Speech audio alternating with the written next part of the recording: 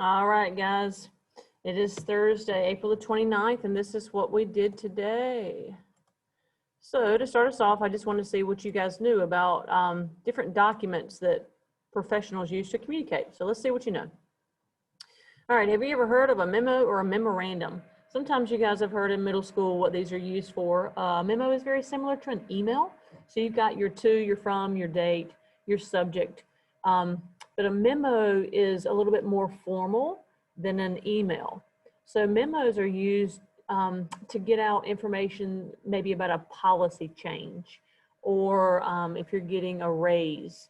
So memos are a little bit more professional than an email. So it calls your attention to say, okay, this is important information. It's not just an email, it's a memo. And we're actually going to type one of those today so you can see an example of one. All right, so for your next question, why would you need to type a letter at work? So like for me, I type letters all the time. Kids ask me for letters of recommendation. So I just type letters about kids and I talk about how good they are and the cool stuff that they've done and why I would recommend them for maybe a scholarship or college admittance. So there's all kinds of reasons why you would type letters. Why would you ever need to write a report? Think about a book report. So why did you write that? It's just a summary of some data that you've read or you've discovered or you've researched. So kind of like a research paper. So a report for a business is just a summary of maybe a business policy, or maybe we write a report about prom over the past several years and how we conduct prom and where and the cost. So a report is just a summary of an activity that you're doing. All right, what's the purpose of an agenda? An agenda is given out at the beginning of a meeting. So a professional meeting has an agenda, and it just gives you the start time, what we're going to do here, what's the introduction, what's coming in next, who's going to present. So it's just a list of the things that you're going to cover in a meeting along with the times. So if a meeting starts at 3 p.m., what's going to happen at 3:10, what's going to happen at 3:30 and 4, and then you're also going to have your closing at the end. All right, what type of information is in your email signature? So you can create an email signature at the bottom of your emails. And what that does is it gives people your contact information. So that way you don't have to type your contact information at the bottom of every single email. You can just create an email signature and it's automatically stamped onto every email that you send out. That way people that you're emailing will have your contact information. Some people put a quote in there, but mainly it's used for your contact information. Why would you use an instant messaging system versus an email at work? So just like on a cell phone, instant messaging is real-time talk. So with an email, you have to click on it and open it and read it, where instant message is a real-time conversation, so you can see that person's feedback instantly. All right, what is a bulletin? So think about a bulletin board. It's used to post announcements. So a bulletin is just an announcement about something that's coming up. What's included in a job description? A job description that just lists your duties and your qualifications of what you'll be doing at work for your job. Why would you need a manual? Think about the student handbook. A manual for putting together a Lego set. A manual is just a set of instructions that tells you how to do something. And that's what we introduced with today. So let's go ahead and get into our material about these professional forms of communication.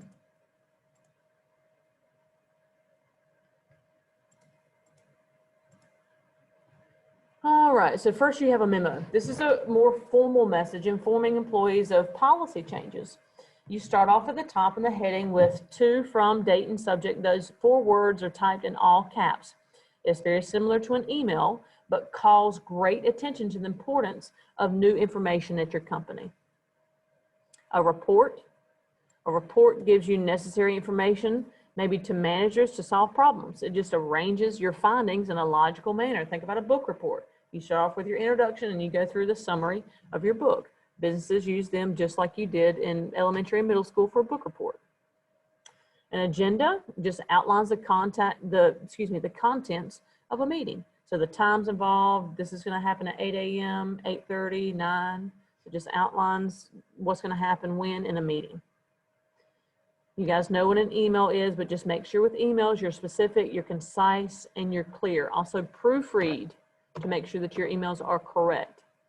And then you can also use a professional email signature that has your contact information at the bottom of each email.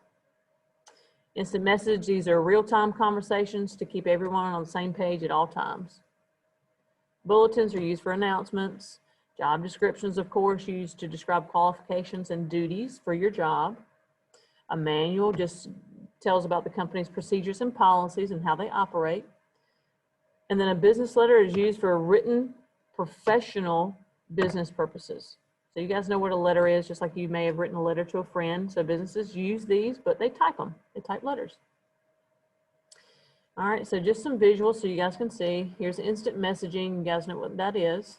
You got your agenda. You see your times going down. Email signature, so you guys can see here, Angelo State University, contact number, phone number, fax, and email address. So this is your signature line. Here's your memo. This is what you guys are going to type today. So your margins of your memo are all 1 inch. So we'll set those up today in class. You got your to, your from, your date, and your subject. In between the to, the from, the date, the subject, that's going to be double spaced. So at the end of each line, you're going to press enter twice. You're going to use the tab key to space this so these lines are all evenly spaced. So do not use the space bar, use your tab key. You do not indent paragraphs of a memo. Everything is aligned at the left margin. You just let word wrap take control. So just keep typing if you're typing a paragraph, but then you want to double space if you want to go to your next paragraph. And at the bottom here, you'll do your thank you, you'll type your little initials and possibly your name. Here's a report, so just a summary of what's going on. This is just a brief company profile explained in a report. Here's a bigger look at an agenda. You see your welcome, old business, approval of the minutes, vote on new secretary. So you just see a list of what's going to happen in a meeting. A bulletin, just a special announcement. Job description, you see job description for a preschool teacher, duties and responsibilities, skills and specifications, good planner, flexible, excellent team leader, and the stuff they'll be doing, discussing the children's progress with their teachers and parents. A manual just gives you a company's policies and procedures. And that's what we covered for today. Make sure you go into Canvas and do your exit ticket for April the 29th. And then also your memo that you're going to type is due today. So let's pull that up. It's in Canvas.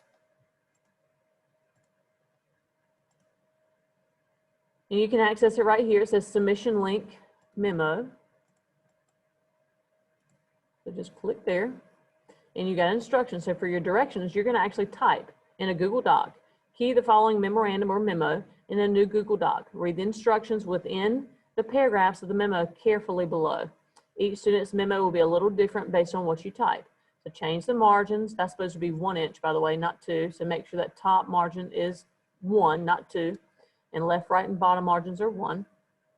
Okay, your formatting, use the tab key to align your heading. So to, colon, tab, press enter twice. From, colon, tab, press enter twice. Date, subject.